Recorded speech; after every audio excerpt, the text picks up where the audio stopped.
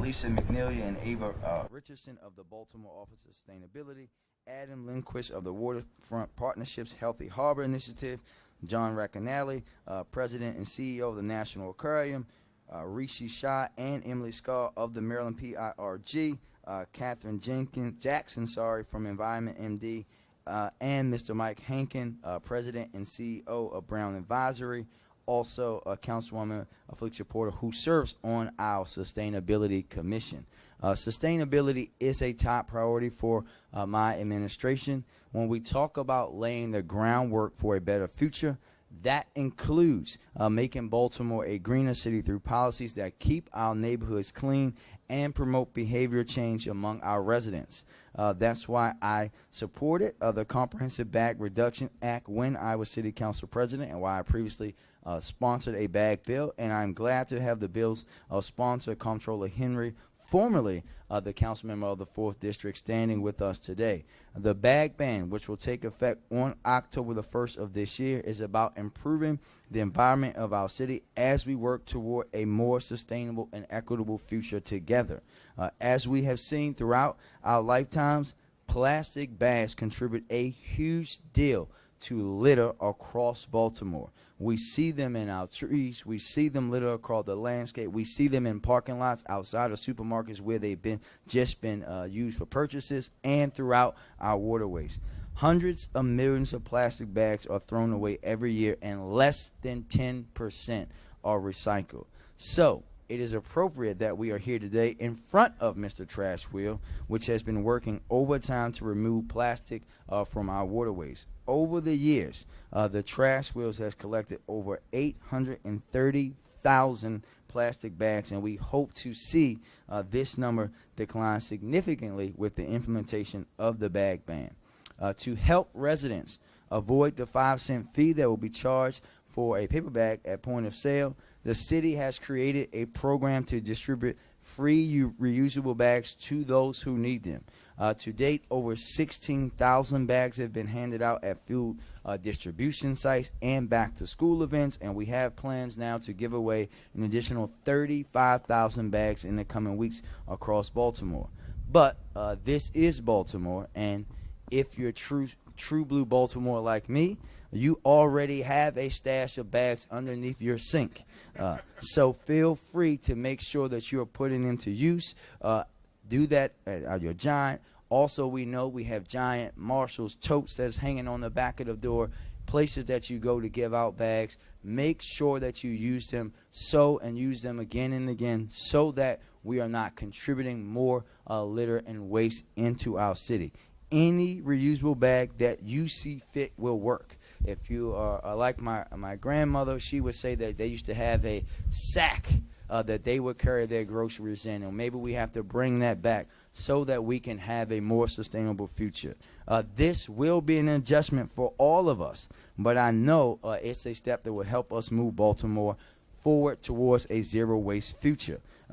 We know we can do this. When you look at cities like our sister city in D.C., they have had bag reduction things in works for over a decade now, and if you look at how clean the Anacostia River has come, Baltimore can be the next. We can do this. All we have to do is work together to accomplish it. I'd like to now turn it over to our guest today, beginning with this City Administrator Chris Shorter, and ask everyone who comes up to introduce the person after them. The remarks are right. Who's following you is right on the podium here.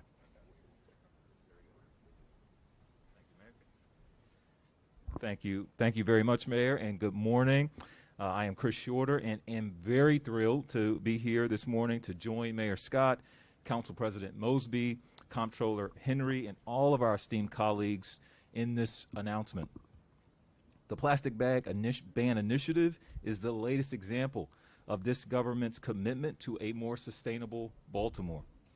We know that by taking action and making progress on our sustainability and resiliency goals, we set our great city on a path to be a cleaner, healthier, safer, and more equitable and prosperous place for all Baltimoreans.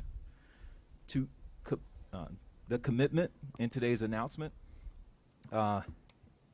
And in addition to today's announcement, the mayor has also championed the creation of a sustainability and resiliency sub-cabinet, which will be chaired by me. The purpose of this sub-cabinet is to provide a dedicated forum for strategic coordination and direction to enable the advancement of the goals stated in the sustainability plan, climate action plan, and other related efforts across our city.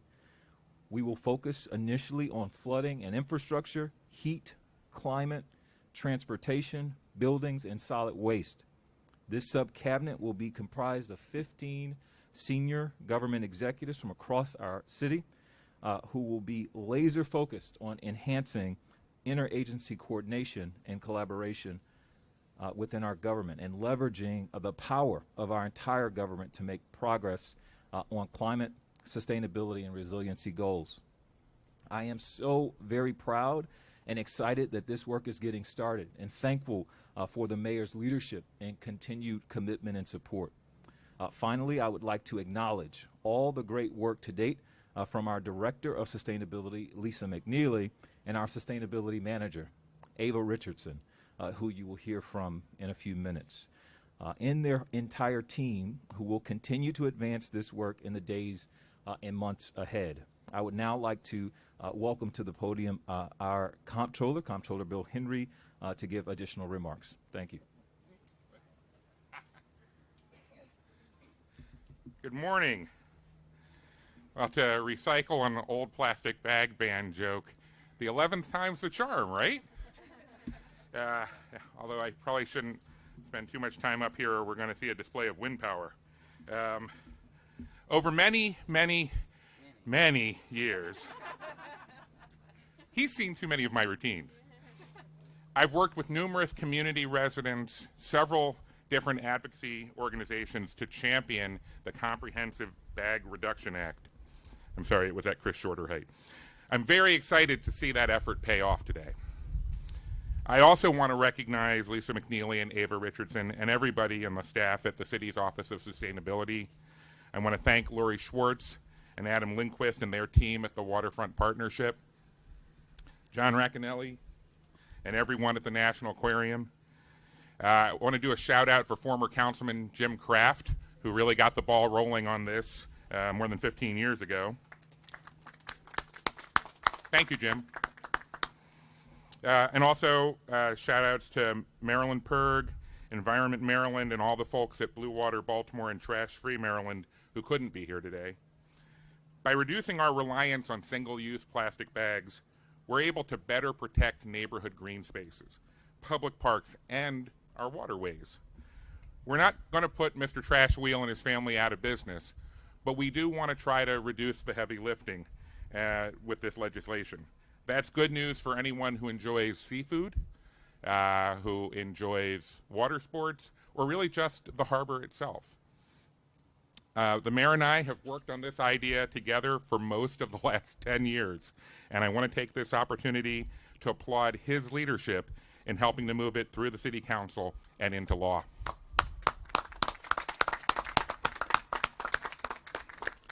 We will still have to guide and support our area grocery stores, our corner shops, and other retail businesses, all still dealing with the fallout of the COVID-19 pandemic through these first few months of implementation. They'll need our help, and we'll need their feedback to execute this program efficiently and effectively. That's so vital to our goals.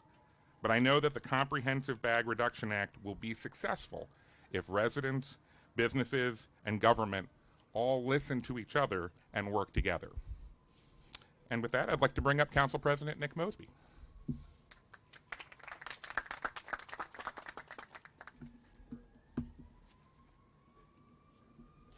Good morning. Today we celebrate a major step towards reducing trash that fills our alleyways, clogs our drains, and won't break down within our lifetime. And we're talking about plastic bags. They contribute to unnecessary community waste and litter. They clog up again our ocean and our waterways, and their production relies heavily on fossil fuel extraction that results in significant emissions of greenhouse gases. This is about the future. This is not about today. And sometimes simple proposals can provide important innovation for us protecting the lives of our loved ones, but more importantly, for the lives of the children that are unborn. Today, we celebrate this major step, and I celebrate it with my partners in progress. That is nothing that I say lightly. That is something that I hold wholeheartedly. Because when we talk about unifying our city, we talk about moving our city in a new trajectory, it's about that unification. That's why I stand committed with the mayor, as well as with the bill sponsor, in support of the previous council's bill to ban plastic bags. Now, like many of the folks in our communities are going to have concerns. I do as well. And that's about ensuring that we protect our most vulnerable residents, ensuring that this does not become a regressive tax that further cripples them coming out of the COVID-19 pandemic. But I have full confidence in the mayor's team, especially the Office of Sustainability, to meet the needs of, again, our most vulnerable residents, while we also strive to address the important changes we need to confront our climate change. The mayor is carrying out this will, again, of the previous council, driven by the alarming statistics that we know. Right now in the U.S., we throw away enough plastic to fill a football stadium 1.5 times every single day. Plastic bags are used for only on average 12 minutes each, but take up to 500 years to degrade. Plastic can be recycled, but only 8% of it is.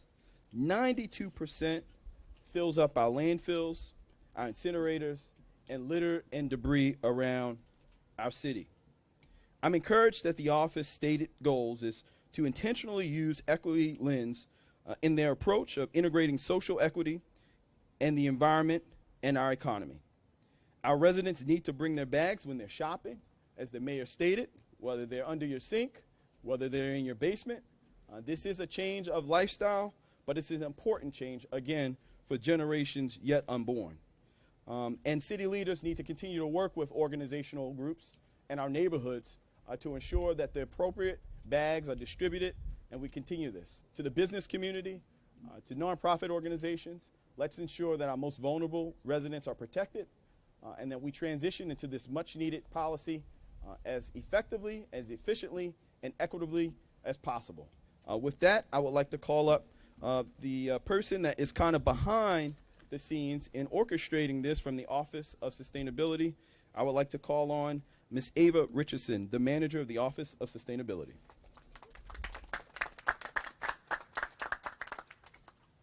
Hello, good morning, everyone. Thank you so much, Council President Mosby, for that introduction.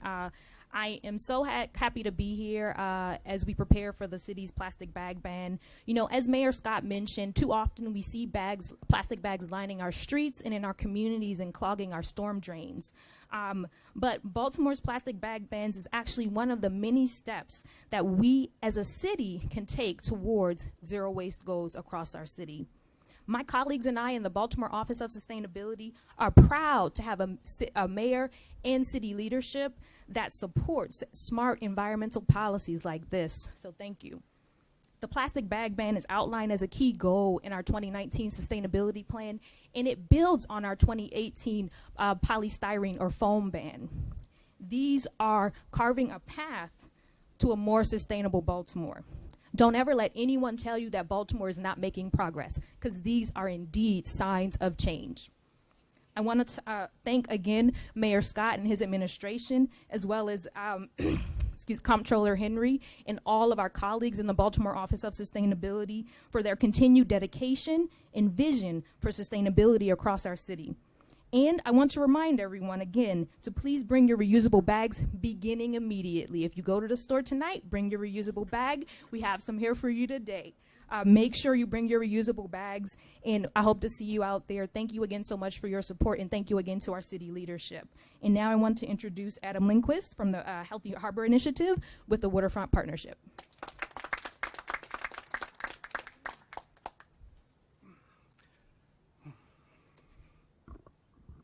All right, good morning, everybody. Mr. Trash Wheel is so happy to see you all here today. In fact, he sent me a prepared statement that I will read in just a moment. But first, some more statistics. As you heard from the mayor, since 2014, Mr. Trash Wheel has picked up over 830,000 plastic bags from the Baltimore Harbor. That's enough plastic to make 200 hot air balloons, or to cover the Ravens football field in plastic 54 times. So when our friends at the National Aquarium and Trash Free Maryland and Baltimore Beyond Plastics, among others, reached out to us about partnering on a bag ban, we were in. Indeed, as you've heard, some of us have been working on this legislation for over a decade. We anticipate the bag ban will have a big impact on our waterways. Some here may be aware that we are about to reach the 1-year anniversary of the statewide ban on foam containers, a law that started here in Baltimore. Since that foam ban went into effect, the number of foam containers picked up by Mr. Trash Wheel has dropped by over 80%. So these bans work. All right. Now let me read the statement from Mr. Trash Wheel. I think I have it here. Sorry. It's written on trash. All right. He says, humans, I may eat garbage for a living, but I know the taste of success, for I am tasting it today. If you could see what these googly eyes have seen, you would understand the importance of this legislation to my animal friends and the health of my home. I vow to continue to be the greatest trash wheel the world has ever seen and not to stop churning until we are free from the scourge of single-use plastics. From the bottom of my dumpster, I thank you. And on behalf of the Waterfront Partnership of Baltimore and Clearwater Mills, we thank you, Mayor Scott, Comptroller Henry, and Council President Mosby for leading on this issue and taking the health of our communities and our waterways so seriously. And with that, I'm happy to introduce my friend and colleague, President and CEO of the National Aquarium, John Roccanelli. John? Thank you. Thank you, Adam. And by the way, I just kissed Professor Trash Wheel goodbye as I left my house this morning, and she didn't want to be left out of this event either. So it's said that great things take time. This must be a very great thing we're doing here. And we are very pleased to be a part of it and excited today. We can't continue to accept, as you've heard from all my colleagues, the level of plastic pollution in our communities, with nearly 9 million tons of plastic entering the ocean every year. If we were to continue producing and discarding plastic at our present rate, this is one of the saddest factoids you'll hear, by 2050 there will be more plastic in the ocean than fish. I like fish. I think many of us like to eat fish, and I think none of us would like the idea of having to eat plastic instead. We can't recycle our way out of this, as you've heard. So our responsibility to the future is really all about getting the plastic, stopping plastic pollution before it starts. And we're committed to continue doing our part with our colleagues and with our city, our county, and our state to stop plastic pollution via initiatives that we've already started and those that we will start. We've eliminated all single-use plastics from our operations across our operation, which has really made a big difference for us. We continue to be very much involved in all the cleanups that our city, that our colleagues at the Waterfront Partnership and other agencies have launched. And we will continue to advocate for important policies like this leading initiative that's happening right here in Baltimore. So with that, I also want to thank our mayor, our comptroller, our city council, all of our colleagues, some of the people that have quietly sweated this out for years, like Lori Schwartz, Mike Hankin, and others with the Waterfront Partnership. Thank you. And not to forget a good friend of ours in the Capitol, Sarah Elfreth, who has done a lot for resiliency in this state and also plays a part in this and will continue to. And with that, thank you. We look forward to a cleaner future, and I'll pass it back to you, Mayor.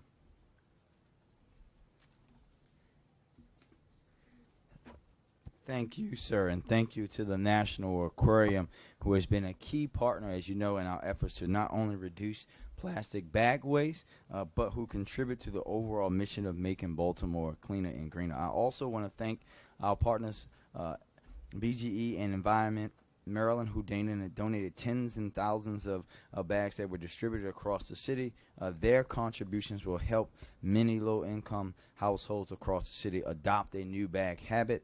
And we know that our residents here in Baltimore deserve to live in clean neighborhoods free of debris, trash, and litter. The implementation of the citywide plastic bag ban is not just an important step towards a cleaner Baltimore, but an exciting opportunity for all of our residents to do their part to improve our environment. This could be our version of trash ball for this generation. Though we may not see the fruits of our labor today, I look forward to leaving behind a healthier environment for the generations of tomorrow. As a reminder, residents and retailers can find more information about the ban at baltimoresustainability.org. And with that, we will take a few questions. Dan? No I one. didn't know who Dan was. No, I'm looking. No, you're good. In relation to small businesses, what is the city doing to either work with them to help facilitate going bagless, and what type of accountability will inspectors be going out, making sure just to hold those small businesses accountable, specifically liquor stores, maybe mom and pop takeouts? Yeah, there will be enforcement on all levels, and we continuously, the sustainability office, all of our departments have been working specifically with businesses to hear what they need. This is not going to, as you heard from the comptroller, myself, and the president, this is a culture change for our entire city. We know that there are going to be growing pains, but we're going to be working with all of our partners to make sure that they're ready for this. Much of the way, because I think it's important, when we did the styrofoam ban a few years ago, everyone, you weren't there, but so many people were asking questions like, you guys are going to drive these people out of business. Everyone's going to go out of business. It's the end of the world. And you just heard the numbers. The city's a cleaner place, and what happens, as always happens with big pieces of legislation like this, the city did it, then the state did it. When the city banned indoor smoking, the state banned indoor smoking. That's how these things happen. We're going to work to make sure that we're impacting our residents and our businesses in a positive way. But what specifically will it look like? Will inspectors be going in, like for the health department, for instance, We and always, check out? yeah, What will we, that look like? For we're going to have businesses? inspections going in. We're going to do all of that work that we normally do for enforcement of any rule and regulation like this. Thank you. Alexa? Two questions, one on topic, one off topic. In the month of September, I'm surprised, Alexa. I'm Sorry. shocked. In the month of September, we've had 25 homicides in 22 days, 11 homicides in just 1 week. I know you tweeted that you met with the commissioner, but as we sit here with this announcement with the plastic bag ban, what's being done in the immediate to address that crime? So I think that what you see for us as a police department, you can see the amount of people that they arrested for homicide just in the past week. You can see consistently what we're doing with the gun arrests, with the people. You know, for example, we had that fatal stabbing homicide last week on York Road. That case has already been closed and put down. We're going to continue to do that. We're going to continue to have the officers in the right case. Unfortunately, sometimes having police officers there isn't enough. But what we're going to continue to do is make sure that we hunt these people down and hold them accountable. And as I told you yesterday, work to make sure that as we go through the rest of the justice system, that we're working with our partners to make sure that these people don't end up back out on the street. For example, we should not be having folks who were arrested in another jurisdiction on serious cases end up in Baltimore City being arrested by us or the victims of crime in our city. Are you outraged by that? Those numbers? Of course I'm outraged by that. I'm outraged that we find people dead in our city with ankle monitor bracelets on. That's why, again, you've heard me talk about why we brought back the Criminal Justice Coordinating Council, why we're working with our partners at the state, why the governor has agreed to send his people back in for those important conversations, that we develop strategies together to figure out how to close those gaps, because not one person can make a decision that stops those things from happening. That 5%, how will the city be utilizing that money, that tax revenue? That like everything else, it goes back into the general fund. So we don't do these things and say like, oh, we're going to do it for this. It goes into the general fund and is appropriated through the budgeting process like everything else. Thank you. Thank you. Hi, Mayor Scott. I also have two questions. One is, so with the pandemic, more and more people are ordering groceries online. How will the bag ban be implemented there? I know sometimes if you order from Whole Foods, they'll give you like a plastic bubble thing to keep things cold. Will those be permissible? I'm actually going to turn. I believe the same thing applies, right? There's no difference, online or not. Okay, great. And then second question is, you talked about the issue of litter. Just kind of anecdotally, as a city resident, I walk around the park and see litter pretty much everywhere. Is this something that's on your radar? And what do you plan to do about the issue Yeah, of litter? this is why we're creating this subcabinet, part of the subcabinet for sustainability, because we know this is also why we're pushing out DPW to look at how we can do better at removing trash and litter, removing illegal dumping, looking at all the things that we can do there. But we also, again, have to, as city residents, have to have a conversation with ourselves about how we are treating our neighborhoods, right? I know that I get sick and tired of seeing 70, 80-year-old women cleaning up blocks of trash that I know that they didn't throw out there, and we have people that are my age and younger sitting there watching them. We need people to understand, when I talk to the young people in school who always say that one of the things that they hate is that people just throw down trash, and they see people throwing trash out of the cars. And I said, well, we have to have a conversation with your parents, because every single dollar that goes into DPW cleaning up trash or cleaning up properties that the city doesn't own, for me, I equate that as money that could have been going into the future of our city and into our young people. Great, thanks. Thank you, everybody.